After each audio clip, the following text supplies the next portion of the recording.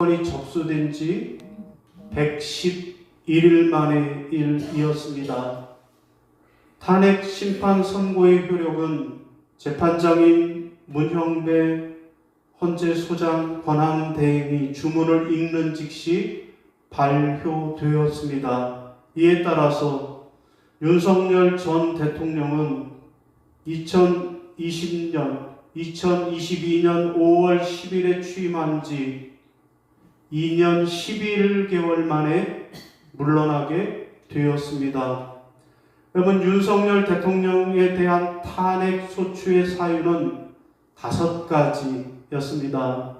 하나는 비상계엄을 선포한 것, 다음은 계엄 포고령 1호를 발효한 것, 세 번째는 군경을 동원해 국회를 방해한 것, 네 번째는 영장 없이 중앙선거관리위원회를 압수수색한 것, 다섯 번째는 정치인과 법조인 등을 체포 지시한 것, 모두 5가지였는데요.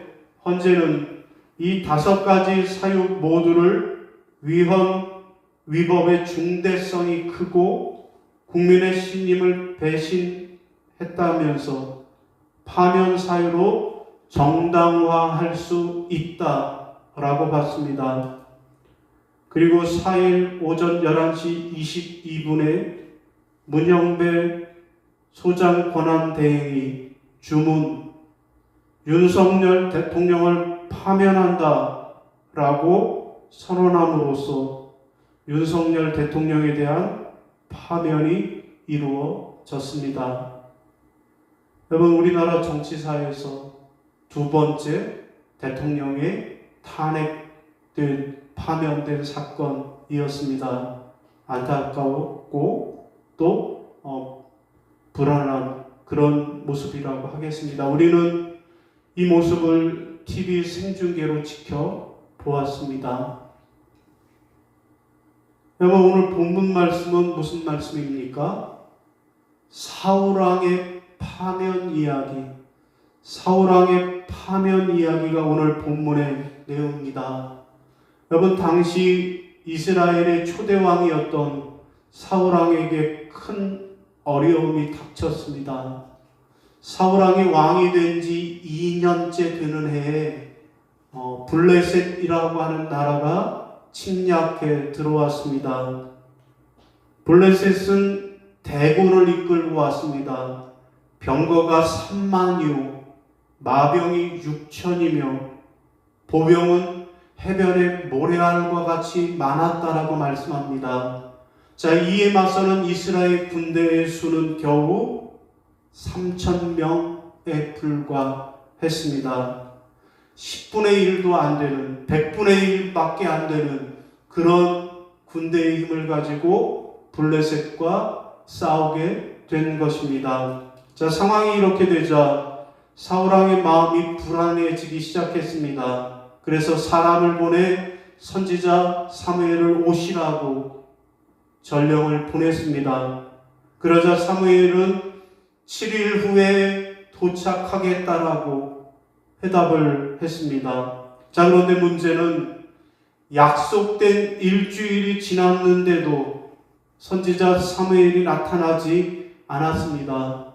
그러자 군사들이 소동하기 시작했고 급기야는 타령해서 도망가는 군인들도 부지기수였습니다. 자, 상황이 이렇게 되니까 사울왕의 마음이 더 조급해질 수밖에 없었습니다.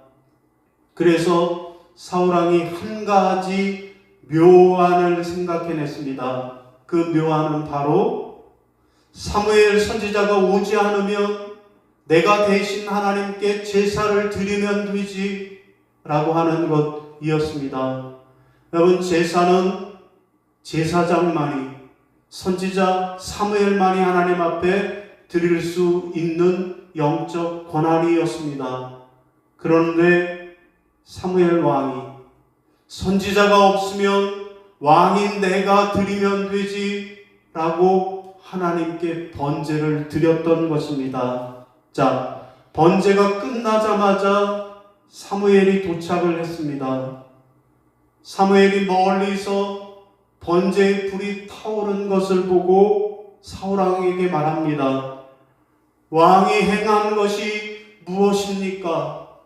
왕이 지금 무슨 짓을 한 것입니까? 라고 물었습니다. 이에 사울왕은 당신이 오시지 않으므로 사울의 블레셋의 군대가 쳐들어오고 군사들은 도망가므로 내가 부득이하여 번제를 드렸나이다 대답하였습니다. 이에 사무엘은 사울에게 왕이 망령되이 행하였도다. 왕의 나라가 길지 못하리라 하면서 사울왕에 대한 파면 선고를 한 것입니다. 여러분, 이상이 오늘 본문의 내용입니다. 여러분, 오늘 우리는 우리 사회의 대통령이라고 하는 파면 사건을 보았고요. 그리고 오늘 본문 말씀을 통해서 사울왕의 파면되는 이야기를 보았습니다. 자, 그러면 오늘 우리는 이 사울왕이 하나님 앞에 파면되는 이 사건을 보면서 오늘 우리가 받아야 할 교훈은 무엇일까요? 여러분, 첫 번째로 사울왕의 파면이 우리에게 주는 교훈은 어려운 환경보다 하나님을 바라봐야 한다라는 것입니다. 따라하겠습니다. 어려운 환경보다 하나님을 바라봐야 합니다. 하나님을 바라봐야 합니다. 8절입니다. 시작. 사울은 사무엘이 정한 기한대로 이래 동안을 기다렸으나 사무엘이 길갈로 오지 아니하매 백성이 사울에게서 흩어지는지라. 아멘. 여러분, 무슨 말씀입니까? 오늘 하나님께서 사울왕을 왕의 자리에서 파면하는 그 첫 번째 이유는 하나님을 바라보지 않고 사람과 환경을 바라보았기 때문이다 라는 말씀입니다. 여러분, 사울왕은 블레셋의 침략이라고 하는 어려운 상황을 맞아들이게 되자 그는 하나님 바라보기보다는 어려운 상황과 환경을 바라보았습니다. 그런데 문제는 우리가 환경을 바라보기 시작하면 그때부터는 하나님이 보이지 않는다라는 것입니다. 여러분, 8절 말씀에도 보면 사울이 무엇을 바라보았습니까? 사울이 사무엘을 바라보았습니다. 사무엘이 길갈로 오지 아니하매 사무엘이 오기만을 눈 빠지게 사무엘만 바라보았다라는 겁니다. 여러분, 또 사울이 바라보는 것은 무엇입니까? 백성들을 바라보았습니다. 백성이 흩어지는지라. 여러분, 사울왕은 위기의 순간에 사람을 바라보았습니다. 선지자 사무엘 바라보았고 백성들만 바라보았다라는 거예요. 여러분, 그런데 정작 그가 바라보아야 할 하나님이라고 하는 단어가 전혀 언급되지 않고 있습니다. 여러분, 오늘 우리도 마찬가지입니다. 오늘 우리도 어렵고 힘들 때면 상황이나 환경이나 사람 바라볼 것이 아니라 더욱더 하나님을 바라보아야 합니다. 여러분, 우리는 그것을 믿음이라고 합니다. 여러분, 사울이 바라보았던 것은 하나님이 아니라 상황이었습니다. 그러나 힘들고 어려울 때 그것만 바라보고 앉아있으면 절대로 그 어려운 상황에서 벗어날 수는 없는 것입니다. 여러분, 갈릴리 바다에서 제자들이 배를 타고 건너가다가 그만 큰 풍랑을 만났습니다. 그때 예수님이 산에서 혼자 기도하시다가 제자들이 풍랑을 만나 고전하는 것을 보고 한밤중에 바다 위를 걸어서 제자들에게 오셨습니다. 그때 베드로가 주님이 오시는 것을 발견하고 이렇게 요청합니다. 주님 나도 무리를 걷게 하소서. 나도 무리를 걸어서 주님께로 가게 하소서. 주님이 대답합니다. 오라, come on 이라고 명령하셨습니다. 자, 드디어 베드로가 주님을 향해 몇 발자국을 걸어갔습니다. 그런데 금세 몇 걸음 걷지 못하고 물속에 빠져버리고 말았습니다. 여러분, 왜 그럴까요? 왜 베드로는 물에 빠지고 말았습니까? 여러분, 그것은 베드로가 예수님을 바라보지 않고 물결과 풍랑을 바라보았기 때문입니다. 여러분, 베드로가 예수님만 바라보고 나아갈 때는 그가 물 위를 분명히 걸었습니다. 그런데 그가 파도치는 물결을 바라보기 시작했을 때 그는 물속에 빠지고 말았습니다. 여러분, 그렇습니다. 어려울수록 주님을 바라보아야 합니다. 어려운 상황과 형편만 바라보면 그 상황이 나를 정복하여 낙심과 절망이라는 구덩텅이에 빠뜨려 버리는 것입니다. 여러분, 어떤 마을에 아이들이 학교에 가려면 저렇게 폐쇄가 된 철교다리를 건너야만 했다라는 것입니다. 여러분, 옛날에는 그렇게 학교 가는 경우가 많았어요. 저도 사실은 초등학교 다닐 때 학교를 가려면 꼭 저 철길을 건너야 했습니다. 그런데 저는 초등학교 4학년 때까지 거기를 못 건너갔어요. 왜냐하면 무서워서요. 얼마나 철길이 이렇게 높은가 하면 그 밑에는 또 강물이 흐르는 거예요. 몇 번 시도해봤다가 도저히 무서워서 못 가겠어요. 그래서 다른 애들은 다 글로 건너갔는데 저는 삥 돌아서 10분 이상을 더 돌아서 학교에 갔던 경험이 있습니다. 아마 이 마을에도 그랬던 모양입니다. 아이들은 이 철교를 건너야만 학교를 갈 수 있었기 때문에 무서워도 이 철길 다리를 건넜던 것입니다. 그런데 문제는 아이들이 거기를 건너다가 강물에 빠지는 사고가 자주 발생했던 것입니다. 모든 아이가 한 번쯤은 빠져본 경험이 있는 거예요. 그런데 가만히 보니까 오직 한 아이만 빠지지 않고 그 다리를 잘 건너는 겁니다. 그 아이는 어떤 아이인가 하면 키도 크고 몸도 통통하고 무엇보다도 중요한 것은 배가 볼록 나온 아이예요. 여러분, 왜 그랬을까요? 그 이유를 알아봤더니 다른 아이들은 철교를 건너다 말고 침목과 침목 사이에 넓은 공간이 있잖아요. 거기에 뭘 봤어요? 흐르는 강물을 본 거예요. 그 순간 어지럼증이 생겨서 아이들이 발을 헛디뎌서 떨어지고 만 겁니다. 그런데 이 아이는 어떤 아이예요? 배가 볼록한 아이예요. 밑을 내려봐도 안 보이는 거예요. 강물이 보이질 않는 거예요.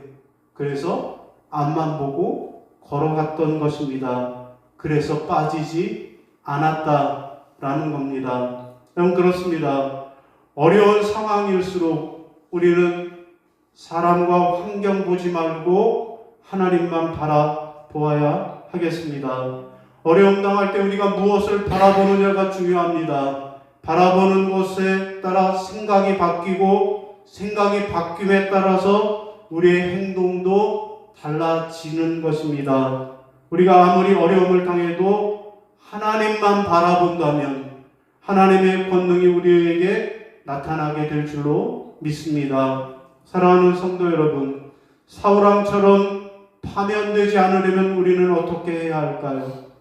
믿음의 주여 온전케 하시는 이 예수만 바라보고 그래서 승리하는 믿음들이 되시기를 주님의 이름으로 부탁을 드립니다. 두 번째로 사울왕의 파면이 주는 교훈은 무엇입니까? 둘째는요, 하나님의 말씀에 불순종하지 말고 순종해야 한다라는 말씀입니다. 따라하겠습니다. 하나님의 말씀에 불순종하지 말고 순종해야 합니다. 자, 9절입니다. 13절 보겠습니다. 시작. 사무엘이 사울에게 이르되 왕이 망령되이 행하였도다. 왕의 하나님 여호와께서 왕에게 내리신 명령을 지키지 아니하였도다. 아멘. 여러분, 사울은 두려웠습니다. 왜요? 선지자 사무엘은 오지 않았습니다. 군사들은 뿔뿔이 흩어졌어요. 그런데 블레셋의 대군은 그대로 지키고 있는 것입니다. 이때 그의 머리에 떠오른 묘책이 있었습니다. 그것은 자기가 사무엘을 대신해서 하나님께 제사를 드리면 되겠다라는 것이었습니다. 사울은 이것이 어려운 상황을 풀 수 있는 묘안이라고 생각했습니다. 그런데 성경 어디에도 사울이 드린 그 제사를 하나님이 받으셨다라는 기록이 없습니다. 오히려 제사가 끝나자마자 도착한 선지자 사무엘은 사울을 책망하였습니다. 여러분, 물론 인간적으로 사울왕의 상황이 이해가 가지 않는 것은 아닙니다. 너무나도 다급하고 힘든 상황이었습니다. 그러나 그렇다고 해서 인간의 수단이나 방법을 구하는 것은 절대 문제 해결에 도움이 되지 않습니다. 여러분, 그럴 때일수록 오히려 신앙의 기본으로 돌아가야 합니다. 여러분, 우리 신앙의 기본이 뭘까요? 그것은 바로 하나님의 말씀에 순종하는 것입니다. 여러분, 사무엘이 사울에게 이르되 왕이 망령되이 행하였도다. 왕의 하나님 여호와께서 왕에게 명하신 명령을 지키지 아니하였도다라고 말씀하고 있습니다. 여러분, 사울왕이 하나님의 명령을 지키지 않았다라는 거예요. 여러분, 하나님의 명령은 무엇이었습니까? 기다리라 였습니다. 여러분, 8절에 보면 내가 네게 가서 너의 행할 것을 가르칠 때까지 7일을 기다리라. 이것이 하나님의 명령이었습니다. 그러나 사울 왕은 어렵고 힘든 상황 때문에 하나님의 말씀을 지킬 수 없었습니다. 여러분, 여기서 사울은 하나님을 크게 오해하고 있습니다. 제사 드리는 것이 중요합니다. 그러나 하나님의 말씀을 믿고 순종하는 것이 더 중요하다라는 것을 잊어버린 것입니다. 하나님은 번제를 드리지 않아도 언제든지 도와주시는 분입니다. 하나님이 원하시는 것은 하나님 앞에 제사 드리는 종교적 행위가 아니라 하나님의 말씀에 진심 어린 순종을 하는 것입니다. 아무리 인간의 생각에 상황이 그럴 수밖에 없다고 해도 하나님의 뜻이 아닌 것은 범죄입니다. 여러분, 유명한 설교자인 캐릴 마니 목사님의 경험담입니다. 여러분, 이 목사님이 하루는 개를 한 마리 입양했다라는 거예요. 그런데 그 개는 보통 개가 아니고 평생을 경찰견으로 훈련받았던, 경찰견으로 활약했던 그런 개인데 이제 나이가 들어서 은퇴하고 그래서 민간인에게 입양이 되었다라는 거예요. 자, 그러던 어느 날 동네 아이들이, 개구장이들이 야구공을 갖고 공놀이를 하다가 그만 목사님 집에 유리창을 쨍그랑하고 깨뜨려 버리고 말았습니다. 목사님이 갑자기 유리창이 깨지고 야구공이 들어오자 화가 났어요. 그래서 그 야구공을 집어들고 그 공을 아이들에게 던져주면서 말합니다. 학교 운동장에 가서 놀아라 이 녀석들. 학교 운동장으로 가라. Go to school 이라고 외쳤어요. 그랬더니 그 순간에 이 개가 펄쩍펄쩍 뛰면서 문 앞에서 문을 열어달라고 하는 거예요. 그런데 이 목사님 왜 이러는지 모르니까 문을 열어주지 않았어요. 그랬더니 이 개가 넓은 유리창 창문을 깨고 그리고 밖으로 나가서 주인이 던졌던 그 공을 입에 물고 다시 집으로 돌아오더라는 것입니다. 자, 가라 라고 하는 주인의 말을 듣고 그는 물불을 가리지 않고 달려 나갔다라는 거예요. 자, 마니 목사님은 우리에게 질문하는 거예요.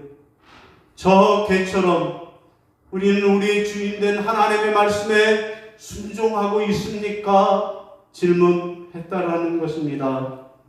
바로 순종이 제사보다 낫다라는 것입니다. 그렇습니다. 순종의 사람이 아름다운 사람이요 하나님이 기뻐하시는 사람입니다. 사랑하는 성도 여러분, 사울왕처럼 파면되지 않으려면 어떻게 해야 할까요? 인간적인 생각으로 하나님의 말씀에 불순종하지 말고 하나님의 말씀하신 그대로 순종하시기를 바랍니다.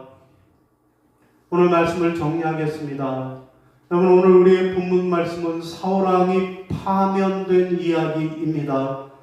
사울왕은 블레셋과의 전쟁이라고 하는 어려운 상황 속에서 그가 망령되이 행하여 파면당하고 말았습니다.